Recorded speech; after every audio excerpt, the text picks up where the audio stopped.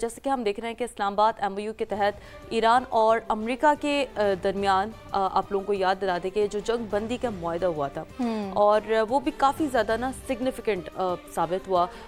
اسی تناظر میں تھوڑا سا ہم نے جیسے کہ اس کے بعد کی جو سچویشن تھی اس کو بھی انالائز کرنے کی جب ہم نے کوشش کی تو پھر ظاہر سی بات ہے کہ ایک آج آخری روز اس کا ہے. یہ بھی تھوڑا سا ناظرین کو بتا دیں اس معاہدے کا, جیسا کہ اس حوالے سے ہم نے پہلے بھی بات کی تھی اور آپ لوگوں کو یاد ہوگا کہ گزشتہ ہفتے ہم نے اس چیز کا ذکر کیا تھا. امریکی جریدے نیو یارک ٹائمز کے مطابق 60 روزہ جنگ بندی میں توسیع کے امکانات کم نظر آ رہے ہیں کیونکہ اٹ واز فار 60 ڈیز. اور وائٹ ہاؤس کے عہدیدار نے نیو یارک ٹائمز سے گفتگو میں کہا کہ ایران کے ساتھ تنازع ایک معاشی جنگ میں تبدیل ہو چکا ہے.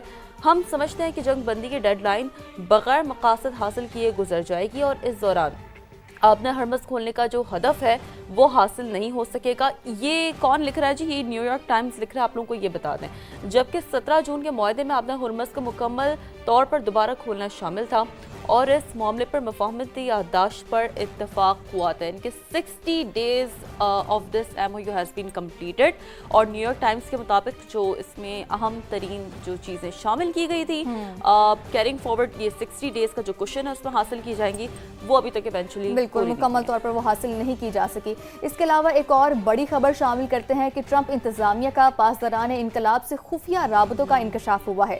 امریکی میڈیا نے یہ دعویٰ کیا ہے کہ امریکہ نے مذاکرات کے دوران پاسداران انقلاب سے خفیہ رابطے کیے اور اس مقصد کے لیے کرد رہنما نے امریکہ اور پاسداران انقلاب کے درمیان رابطے میں کردار ادا کیا ہے.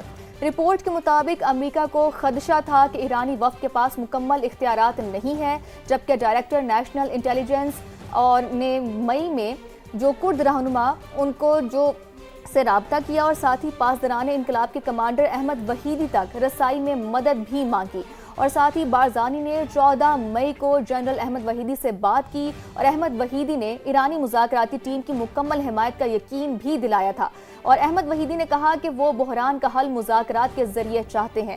رپورٹ کے مطابق امریکہ نے اربیل میں مذاکرات کاروں کی خفیہ ملاقات کی تجویز دی, تاہم ایرانی فریق نے اربیل میں مذاکرات کے لیے سیکیورٹی خدشات کا اظہار کیا, جس کی وجہ سے اربیل میں امریکہ ایران خفیہ ملاقات کی تجویز عملی شکل اختیار نہ کر سکی. جبکہ رپورٹ کے جو مطابق ہے وہ پاکستان اور قطر اب بھی امریکہ اور ایران کے درمیان پیغامات پہنچا رہے ہیں. اچھا, اب کرد رہنما بارزانی نے بھی امریکہ ایران مذاکرات دوبارہ شروع کرانے میں مدد کی پیشکش کی ہے. اب دیکھتے ہیں یہ معاملات آگے کس جانب بڑھتے ہیں, لیکن اس سے جڑی یہ اب ریسنٹ ڈیولپمنٹ تھی. اچھا, اب یہ صرف ایک معاملہ نہیں ہے. جیسے کہ آپ جانتے ہیں کہ پاکستان, سعودی عرب اور مصر سمیت 8 مسلم ممالک نے غزہ جامع منصوبہ اور فلسطینی ریاست کو کہتے ہیں مسترد کرنے کی مذمت کرتے ہوئے اسرائیل کو امن کی راہ میں رکاوٹ ڈالنے کا ذمہ دار قرار دیا ہے, کیونکہ آپ کے پاس جو پیلسٹائن ہے وہ ایک اور معاملہ ہے جو کہ تمام تر صورتحال میں ساتھ ساتھ چل رہا ہے. اسلامی ممالک نے فریقین سے روڈ میپ پر عمل درآمد اور جامع منصوبے کو آگے بڑھانے کی کوششوں کی حمایت کا مطالبہ کیا ہے. ترجمان دفتر خارجہ کے مطابق 8 مسلم ممالک کے وزراء خارجہ نے مشترکہ بیان جاری کیا اور غزہ جامع منصوبہ اور فلسطینی ریاست کو مسترد کرنے کی مذمت کی ہے. اس جوائنٹ اسٹیٹمنٹ میں یعنی کہ اس مشترکہ بیان میں کہا گیا کہ اسرائیل کا موقف ٹرمپ کے جامع منصوبے سے براہ راست انحراف ہے. اسرائیلی موقف غزہ منصوبے پر عمل درآمد کو خطرے میں ڈال رہا ہے, یعنی کہ وہ کہیں بھی جو ایک موقف ہے وہ اس سے مل نہیں رہا جو مطالبہ اس وقت جو دیگر مسلم ممالک ہیں ان کی جانب سے فلسطین کو لے کر سامنے آ رہا ہے. اور یہ کوئی ڈھکی چھپی بات نہیں ہے کہ اسرائیل اس تمام تر تنازع میں اسپوائلر کا کردار ادا کرتا رہا ہے. اچھا جی, اس کے علاوہ اقوام متحدہ میں پاکستان کے مستقل مندوب عاصم افتخار کا کہنا ہے کہ طالبان حکومت خطے کو غیر مستحکم کرنے کے لیے خود پراکسی بن چکی ہے. دہشت گرد گروہوں کے خلاف ٹھوس اور قابل تصدیق اقدامات کرنا ہوں گے. انہوں نے مزید کہا کہ افغانستان دہشت گرد گروہوں کے لیے محفوظ پناہ گاہ بن گیا ہے, جبکہ ٹی ٹی پی کو افغانستان میں محفوظ پناہ گاہیں اور سہولت حاصل ہے. طالبان حکومت ٹی ٹی پی کو اسلحہ, مالی معاونت اور ساتھی در اندازی میں سہولت دے رہی ہے. پاکستان کا افغان عوام سے کوئی اختلاف نہیں ہے, ہمیں طالبان حکومت کی پالیسیوں پر اعتراض ہے. طالبان حکومت نے 2021 کے بعد تینوں بنیادی وعدوں پر پیش رفت نہیں کی. ख़वातीन और साथ ही बच्चियों के हुकूक पर पाबंदी तालिबान हुकूमत की नाकामी है। और पाकिस्तान तो हमेशा ही कहता रहा है कि तालिबान हुकूमत जो है वो अपनी सरजमीन को पाकिस्तान के खिलाफ इस्तेमाल ना होने दे। सिर्फ ये नहीं है कि पाकिस्तान के खिलाफ इस्तेमाल ना होने दे, उनके अपने वहाँ पर क्या हो रहा है, जिस चीज़ से वो लंबरदार रहे हैं वो क्या कर रहे हैं, ये बड़ा ज़रूरी आलमी दुनिया को दिखाना, और पाकिस्तान वो लेंस सिखा रहा है। तो एनीवेज इसी के साथ एक यहाँ पर शॉर्ट ब्रेक शामिल करते हैं। जब ब्रेक से वापस आएंगे तो दीगर स्टोरीज की जानिब बढ़ेंगे। आप देखते रहिए प्रोग्राम खबर वही अंदाज नया। वेलकम बैक जी जनाब टू द प्रोग्राम खबर वही अंदाज नया। और अब जिस इशू की जानिब हम बात कर रहे हैं, यानी कि ऑल गुड्स ट्रांसपोर्ट, यानी कि आप लोगों को पता था कि इससे पहले जो है वो उन्होंने हड़ताल का बाकायदा ऐलान किया था फॉर 40 डेज़, ठीक है।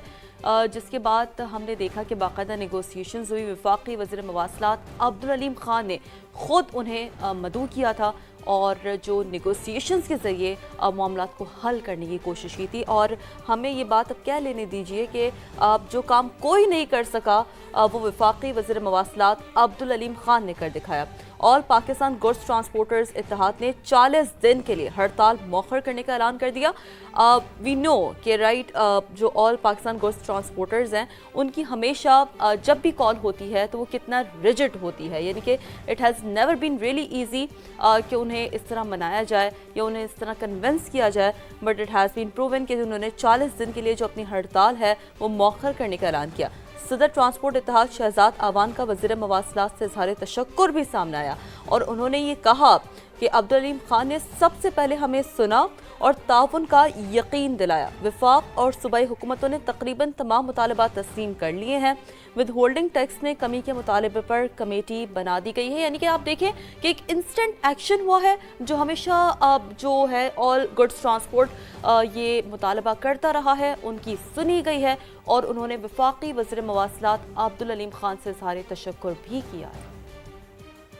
पाकिस्तान गुड ट्रांसपोर्ट इत्तेहाद ने ये फैसला किया है वफाकी और सूबाई हुकूमतों की यकीन दहानी के बाद, और इन्होंने जो हमारे मसाइल हल किए, हम 40 दिन के लिए आज से अपनी मुल्क भर के अंदर जो हमारी हड़ताल चल रही है उसको 40 दिन के लिए मौखर करते हैं। प्राइम मिनिस्टर पाकिस्तान ने एक कमेटी बनाई थी मिनिस्टर कम्युनिकेशन अलीम खान साहब की सरबराही में, और मैं इनका ख़ास तौर पे अलीम खान साहब का शुक्रगुजार हूँ कि दिसंबर की जब हमारी स्ट्राइक थी उसके अंदर भी इन्होंने बड़ा अहम किरदार अदा किया। और इस कमेटी जब बनी तो सबसे पहले वफाकी और सूबाई हुकूमतों में से सबसे पहले अलीम खान साहब ने हमें एंगेज किया, 2 दिन हमारे मसाइल सुने, हमें यकीन दहानी करवाई। नाज़रीन, ये गुफ्तगू आपने मुलाहिज़ा की और अब आपको बताएं कि वफाकी वज़ीर मवासलात अब्दुल अलीम खान ने कामयाब मुज़ाकरात के बाद बताया कि बहुत से मसाइल हल हो गए हैं, जो बाकी हैं वो भी जल्द हल हो जाएंगे। वो बोले कि पाकिस्तान के लिए जो जज्बा आज देखा जा रहा है, उम्मीद है कि उसी जज्बे के तहत आगे भी चलेंगे। जो हमारे ट्रांसपोर्टर्स भाइयों के मसाइल थे उनको ना सिर्फ सुना बल्कि बहुत सारे मसले जो हैं वो अल्हम्दुलिल्लाह आज हल हुए हैं। जो इनके हल तलब थे मसले, वो अल्लाह का शुक्र है हम उसको हल करने में कामयाब हुए, और जो चीज़ें हमारी आज तक हल हो सकी वो आज तक हमने लिख ली हैं, वो हमने हल कर ली हैं। इसके अलावा जो चीज़ें हल होने वाली हैं वो इंशाअल्लाह ताला हमने मुख्तलिफ कमेटियाँ जो हैं वो इसके लिए तश्कील दे दी हैं। मैं उम्मीद करता हूँ कि इंशाअल्लाह इसमें जो चीज़ें अभी तक हल तलब हैं और जो अभी तक हल नहीं हो सकी उनको इंशाअल्लाह ताला मुस्तक़बिल करीब में वो भी हल हो जाएंगी। ट्रांसपोर्टर्स हज़रात हैं जिन्होंने आज ये ऐलान मुतफ़िक़ा तौर पे किया है कि वो हड़ताल को मौखर कर रहे हैं, उनका शुक्रिया अदा करता हूँ और उम्मीद करता हूँ कि पाकिस्तान के लिए जो आज जज्बा दिखाया जा रहा है इंशाअल्लाह ताला हम इसी जज्बे के तहत सब मिल के चलेंगे और इंशाअल्लाह ताला जो लोगों को मुश्किलात आ रही थी या जो हमारे कारोबारी लोगों को ख़ास तौर पर मुश्किलात आ रही थी, आम आवाम को मुश्किलात आ रही थी, उसको हल करने में हमारी इंशाअल्लाह मदद होगी।